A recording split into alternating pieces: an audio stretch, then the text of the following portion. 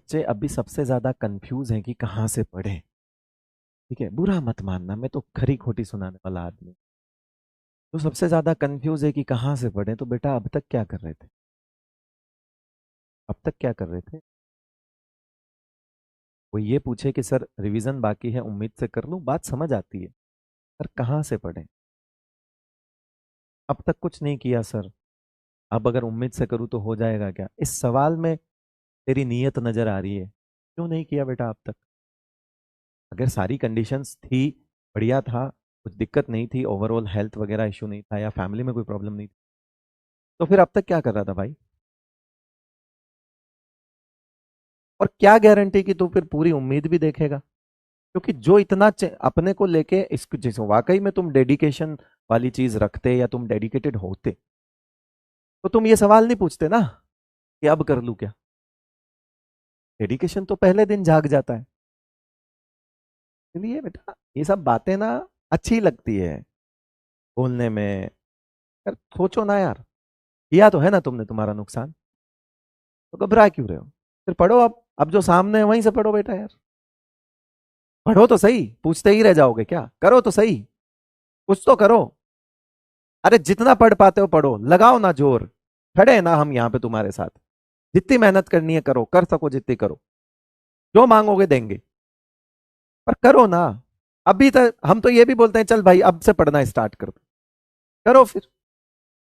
मगर back of the mind हमारे ये बात चल रही होती है कि यार अब तक क्या कर रहा था तू, कैसा बच्चा है यार देख। जिनका बैकलॉग है वो उम्मीद देख सकता है क्या? आई थिंक अगर 1 से 2 या 3 लेक्चर्स के बैकलॉग हैं तो देख सकता है। अगर आपको ऑलरेडी 50 से 60% चीजें आती हैं तो जरूर देखिए। लेकिन अगर आप जीरो से स्टार्ट करते हैं, आपके टेस्ट में मार्क्स तो भी नहीं आ रहे हैं। सुनने में बहुत अच्छा लगता है 50 से 720 तक का सफर, 50 से 650 तक का सफर, 50 से 700 तक का सफर। लेकिन वो सफर, बहुत सफर झेलने के बाद आता है बेटा। बहुत संघर्ष होता है उसमें। मुश्किल बहुत है मगर नामुमकिन नहीं है, ये तो मैं भी बोलता हूं। लेकिन आपको पता चल जाए कि मुश्किल क्या क्या है, आप उस लेवल पे काम कर पाओ, तो डेफिनेटली चीज प्रोडक्ट। हम तो सब में बेसिक से पढ़ाएंगे, हम तो बेसिक से ही पढ़ाते हैं। हर जगह पे बेसिक से ही पढ़ाएंगे हम, कोई चीज तो कभी छोड़ते ही नहीं, ना क्लास में छोड़ी, ना उम्मीद में छोड़ी, ना क्रैश कोर्स में छोड़ी।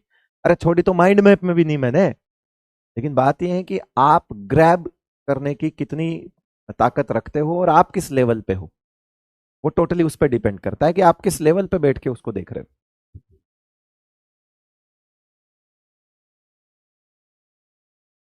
चलो लिखिए फटाफट।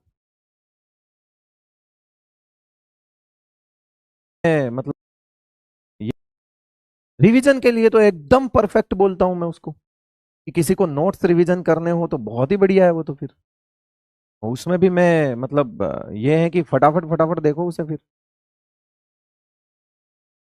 उसमें भी आपको जहां जरूरत नहीं है रिवीजन की, वहां मत देखो यार।